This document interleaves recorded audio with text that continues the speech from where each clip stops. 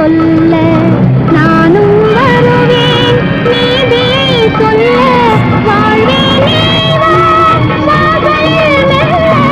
கால்களும் இங்கே கண் வழி செல்ல எங்கே நீ போ செய்தியை சொல்ல நானும் வருவேன் நீதியை சொல்ல. மெடிக்கல் கம்பெனியில மேனேஜர். உங்களை எனக்கு ஏற்கனவே தெரியும். 6 மாசத்துக்கு முன்னால பட்டமளிப்பு விழா போட்டு எடுக்கிறதுக்காக உங்களுக்கு புரிய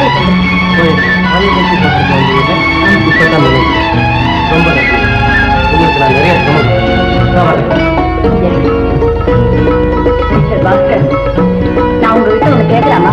நீங்க இதுக்காக கார்ல விழுந்து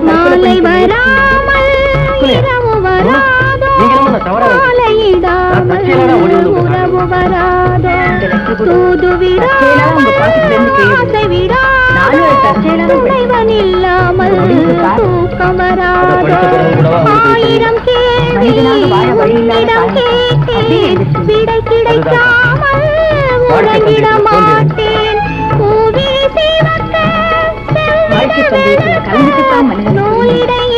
அதுல வெற்றியா தோல்வியான்னு தீர்ப்பளிக்கிறது. யாராவது முழுமையோட வாழறாங்க, நானும் என்னைக்காவது ஒரு நாள் நிம்மதியோட வாழ்வோம்னு எதிர்பார்த்துக்கிட்டு தான் எல்லாருமே வாழ்ந்துட்டு இருக்காங்க. தயவு செய்து இந்த முடிவை மாத்திக்கணும். ஏன் இந்த மாதிரி முடிவுக்கு வந்தேன்னு நீங்க இப்படி பேசலாம். அந்த காரணத்தை உங்ககிட்ட என்னால சொல்ல முடியும். அப்படின்னு நடக்கக்கூடாத நிகழ்ச்சி மனசில் உள்ள கஷ்டத்தை வெளியில் சொல்லும்போது நெஞ்சத்தின் சுமையே குறையும். சொல்லுங்க.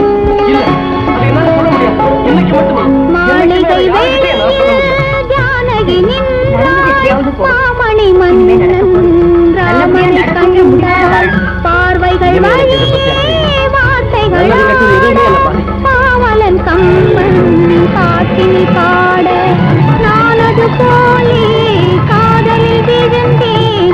நாயகன் பெயரால் காவியம் வரைத்தேன். நான் விழி ஒன்றாய் பறந்திடும் தேதி. நான் ஒரு பாதி அவன் ஒரு பாதி. நெஞ்சே சொல்ல நானும் வருவேன் நீதியை சொல்ல.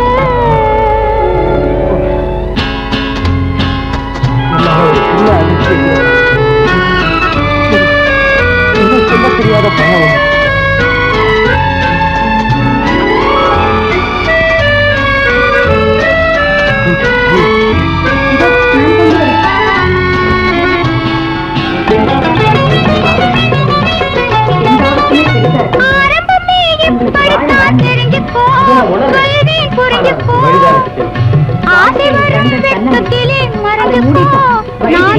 சொன்னது கேளு கண்ணம்மா சொன்னது கேளு சொன்னது கேளு கண்ணம்மா சொன்னது கேளு.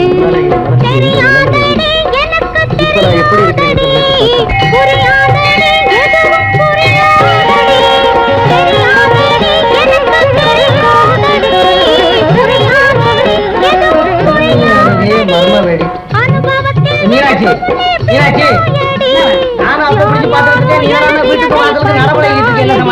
எல்லாம் போஸ்ட்மேன் வர்றாங்கன்னு தான் பார்த்து தரேன். ஓடி போனவோ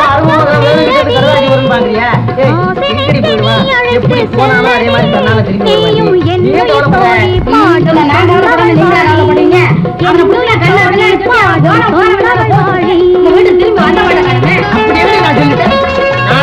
சம்பாதிக்க தெரியாத பையன் சொன்ன நீயே சொல்லு. அந்த பையனுக்கு என்ன வயசாச்சு? இன்னிட்டு திருட்டு ஊரை சுத்தானத்தவரை ஏதாவது தெரிஞ்சுக்கிட்டான் அந்த பையன். என்ன பண்றது? எல்லாம் அப்படியே அப்பனை அதே மாமா கிட்டாவா இவ்வளவு நேரம் எங்கடி போயிருந்தேன்?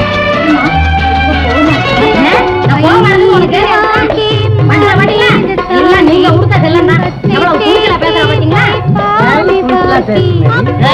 எவ்வளவு நாளைக்கு தான் குழந்தையா இருக்க போறீங்க? பட்டணத்துல இருக்காங்க நிர்மலா, அவளை பாத்தியா? தாயில இல்லாத பொண்ணு. உங்க அப்பா வளர்த்து கூட அவ எவ்வளவு குற்றம் அவளை பார்த்தா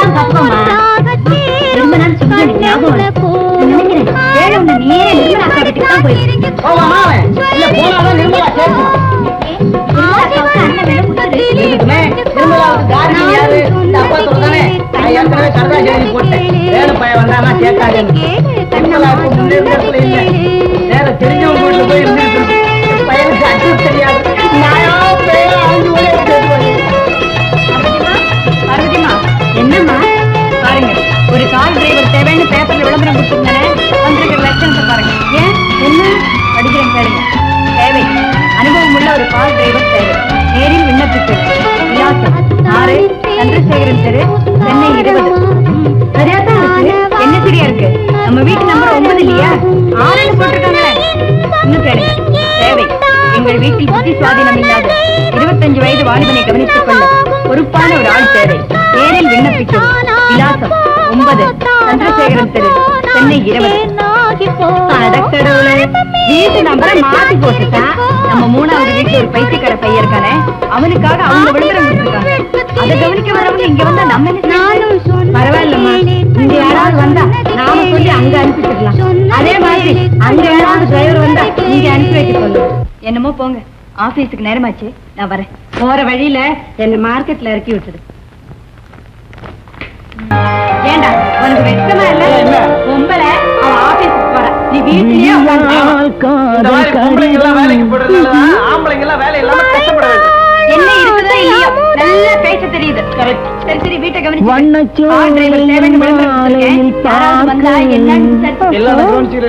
பாஸ்கர், நான் இங்க வந்து வந்த காரணம் தான் பிடிக்கல. என்னமா முன்ன பின்ன தெரியாத சூழலை நுழைஞ்சு விசாரிக்கிற மாதிரி பேசுறீங்க.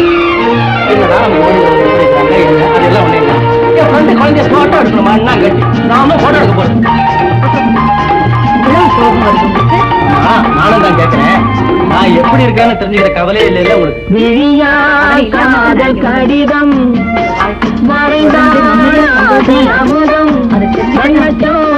மாலையில் பார்க்க சின்ன பூங்குயில் பாடலை இவ்வளவு சந்தோஷமா இருக்கு.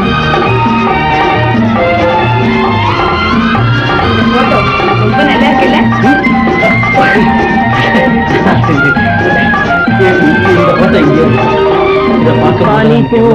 பார்வை நின்ன வார்த்தை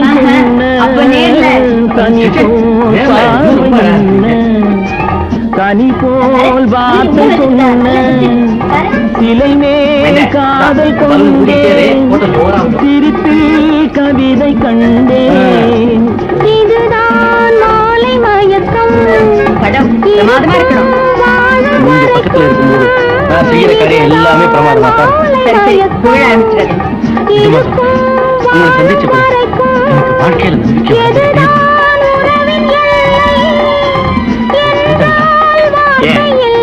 ஏதாவது பாக்கி இருக்கு? அந்த சாரிய நிர்மலாகிட்டே கொடுங்க.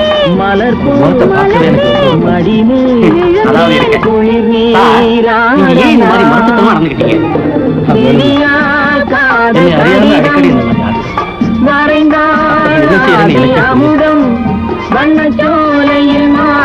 எனக்கு புரியுது சார்.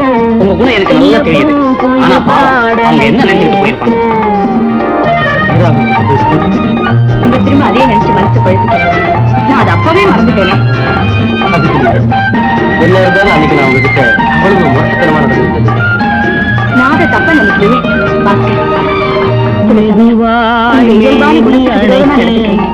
அதனாலதான் அதே நினைச்சு பாடம் படிக்க இதழால் இந்த மாதிரி அடிக்கடி பேசுறேன். வாழ்க்கையில தன்னம்பிக்கை அப்புறம் வாழவே முடியாது. நம்ம 2 பேருக்கு எவ்வளவு வித்தியாசம் பாருங்க. வாழ்க்கையில நம்பிக்கை எழுந்தோம். அப்படிப்பட்டவனே வாழ வைக்க முடியுங்கிற அளவுக்கு தன்னம்பிக்கை படுத்தணும். விஷயம் என்ன விஷயம் சொல்லுங்க. இனிமே தூரம் வந்து என்ன மீட் பண்ணலாம் தீர்மானம் உங்களை பார்க்கவே நீங்க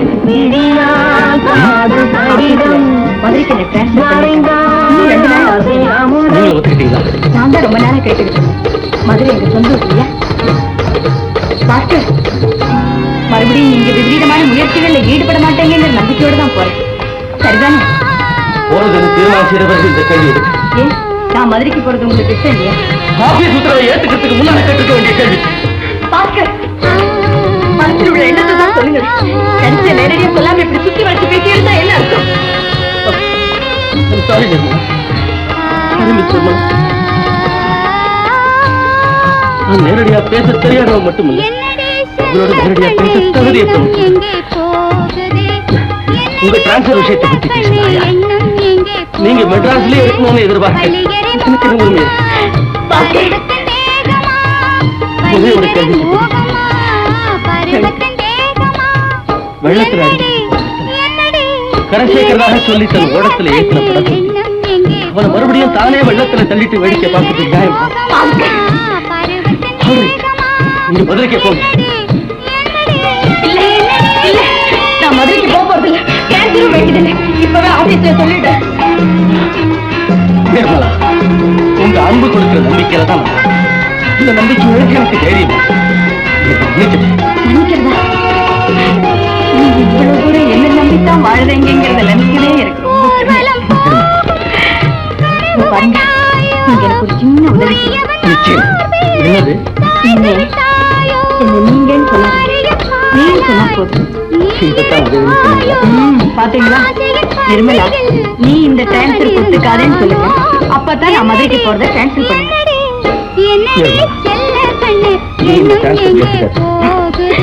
அப்ப நான் வர்றேன்.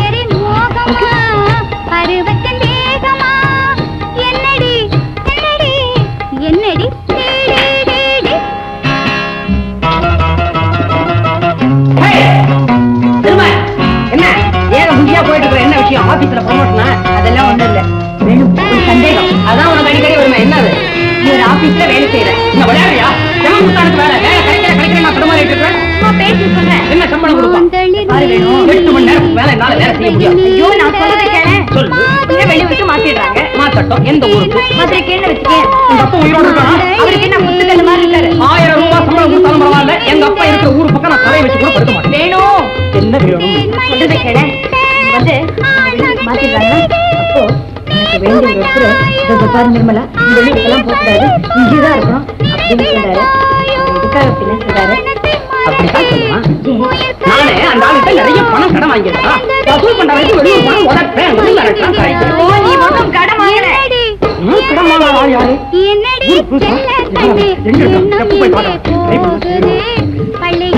கடன் கொடுக்கிறவர் இல்ல, இவர் வேற. அவரு திடீர்னு எரிஞ்சு விழுவாரு, கோபத்துல இப்படி எல்லாம் பேசுவாரு. அவர் பேச கேட்கும்போது முட்டாள்தனமா படுமா? எங்க அப்பா பத்தி பேசுறதெல்லாம் நேரடியா பேச, மறைமுகமா பேசுறாங்க. ஐயோ, என்ன மாறி? எங்க அப்பா கூடமா இந்த யுகத்துல மாறுமா? எங்க அப்பாவை பத்தி சொல்லல. வாழ்க்கையில நம்பிக்கை இருந்த ஒருத்தர் உன்னை பார்த்ததும் வாழணும்னு ஆசைப்படுறாரு. அதுக்கு என்ன அர்த்தம்? இப்பவே வாழ்றாங்க, நம்ம வாழ்ந்தா என்ன அப்படின்னு ஒரு கவனம். வாழ கடவுளே, ஒரு பெண் இருக்கா, அவளை நம்பித்தான் ஒருத்தர் வாழ்ந்துகிட்டு இருக்காரு. அப்போ அந்த பெண் காட்டுற வழியில தான் அவரு போறாரு. அவரை நம்பித்தான் அந்த பெண்ணும் பொம்பளைக்கு நான் புறமா வந்தான் இல்லையா? பொம்பளை காட்டுற வழியில தான் அவனும் போறான், அவனை நம்பித்தான் அவனும் இருக்கிறான். இவன் அவனுக்கு வழிய காட்டா, 2 பேரும் பிச்சை எடுக்கிறாங்க.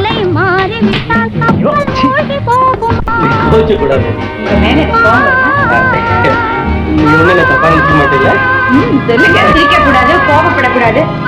உங்க பேச்சு கேட்டு நான் வேற என்னதான் செய்யுது, அதையும் சொல்லிடுங்க. ஒண்ணு இல்ல, வந்து நம்ம முத்து போயிருக்கானே, அவன் வந்து நமக்கு எனக்கும் எனக்கும் ஆமா அப்படின்னு சொல்றான். நான் சொல்லல, அவன் சொல்றான். சொன்ன மாதிரி தப்பா சொல்லலையே.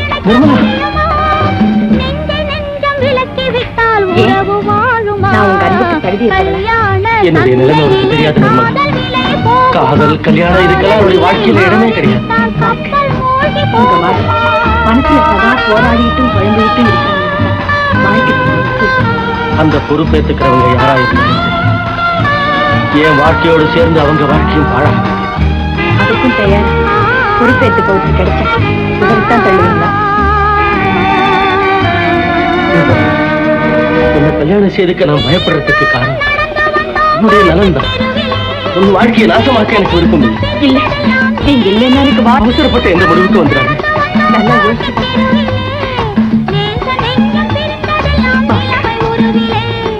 என்னை ஏமாற்ற மாட்டீங்க. என்னையே நான் ஏமாத்திட்டா எப்படி சொன்னது?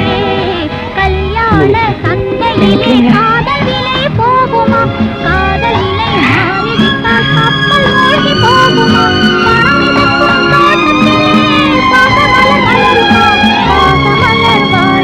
விஷயம் நிர்மலா உன்னை காதலிச்சிருக்குதான், அவனையே கல்யாணம் பண்ணிக்கிறதாக தீர்மானிச்சிருச்சான்.